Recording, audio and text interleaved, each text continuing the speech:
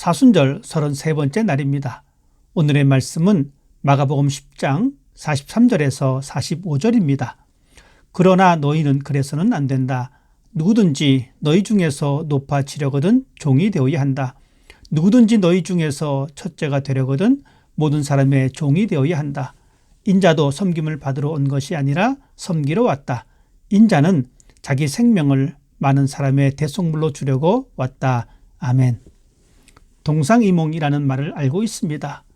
이 뜻은 같은 침상에서 잠을 자고 있지만 서로 다른 꿈을 꾸고 있다는 의미입니다. 겉으로는 같은 생각을 하고 같은 행동을 하는 것처럼 보이지만 속으로는 다른 생각, 다른 행동을 하는 것을 이르는 말입니다. 부부가 한 침대에서 잠을 자지만 그 순간 똑같은 생각을 하고 있는 것만이 아닙니다. 같은 천장을 바라보면서 아내는 내일 아침거리를 생각할 수도 있고 남편은 오늘 구입한 물건이 마음에 들어서 참 잘 샀다고 생각할 수도 있습니다. 오늘 우리가 읽은 성경에서 동상이몽의 모습을 볼 수 있습니다. 예수님과 함께 전도여행을 떠나면서 함께 동고동락했던 제자들의 생각은 예수님의 생각과 달랐습니다. 예수님은 제자들에게 예루살렘으로 가는 목적을 알려주었습니다. 그것은 순환과 죽음과 부활에 대하여 가르쳐 주신 것입니다. 왜냐하면 제자들도 함께 마음의 준비를 해야 했기 때문입니다. 그렇지만 제자들의 생각은 전혀 달랐습니다. 그들은 자신들이 원하는 것이 따로 있었습니다. 제자들이 원했던 것은 예루살렘에 들어가 새로운 왕국을 세우게 되면 가장 높은 자리, 오른편과 왼편을 차지하겠다는 생각이었습니다. 예수님의 생각은 십자가를 지기 위해 예루살렘으로 들어가는 것이며 영광을 얻는 자리가 아닌 고난의 자리로 들어가는 것이었습니다. 그렇지만 제자들의 생각은 달랐습니다. 예수님이 예루살렘으로 들어가서 자신들이 꿈꿔왔던 다윗의 위대한 왕권을 회복시킬 것이라고 생각했습니다.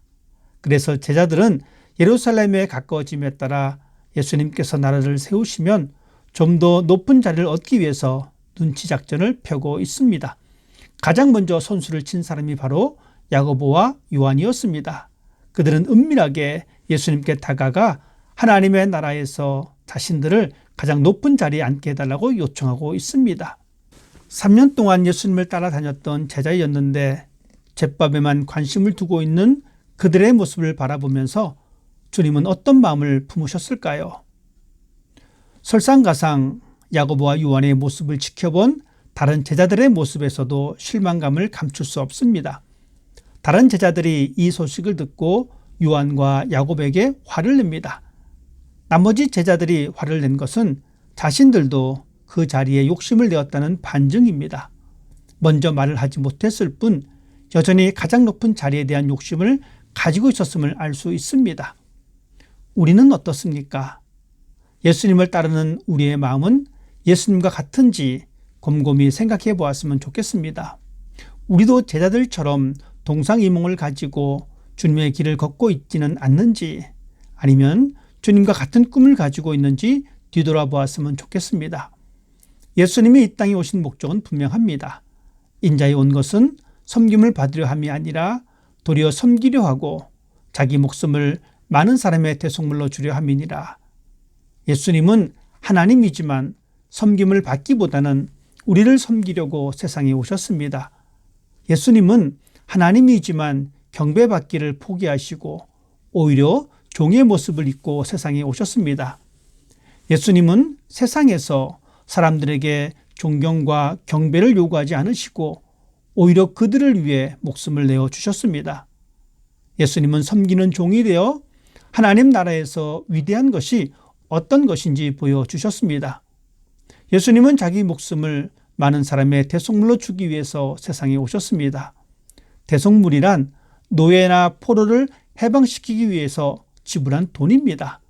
예수님은 죗값으로 사망의 노예가 된 우리들을 구원하시기 위해서 자기의 생명을 내어주셨습니다.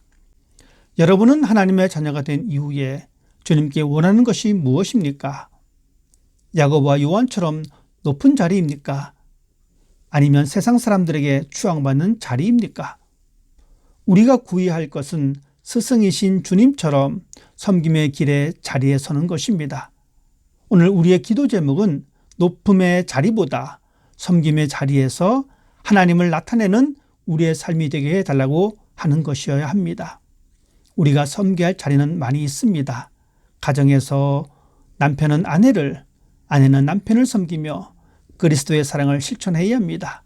직장에서는 상관에게 마음을 다해 섬겨야 하며 사업체에서 만나는 사람에게 격려와 따스함으로 섬겨서 그리스도의 사랑을 전하는 모습이 되어야 합니다.